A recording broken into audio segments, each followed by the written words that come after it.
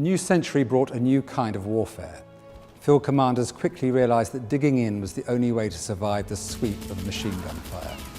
The German army had marched across Belgium before being stopped at Flanders Field.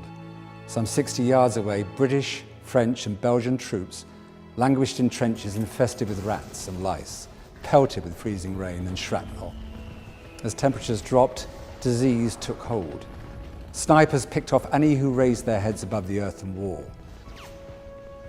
The war was but 4 months old, each side losing thousands a day to bullets and that silent common enemy, influenza.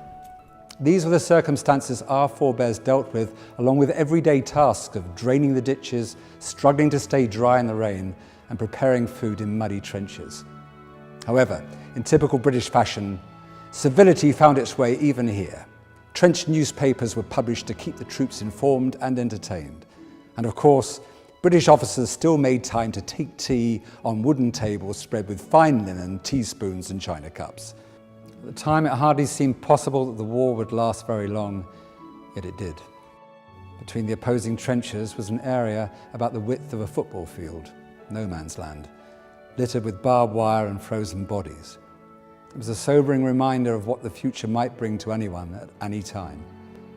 Soldiers who survived later record their dead brothers being gathered up and stacked like cords of wood.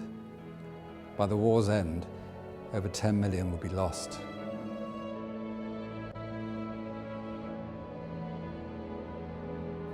Not surprisingly, given the circumstances, most of the soldiers were religious and openly practiced their Christianity. On Sundays, communion was passed in trenches on both the Allied and German sides, often to the sound of church bells ringing in nearby villages. In those trenches, the hearts of many turned to ponder the purpose of life, their relationship with God and loved ones back at home.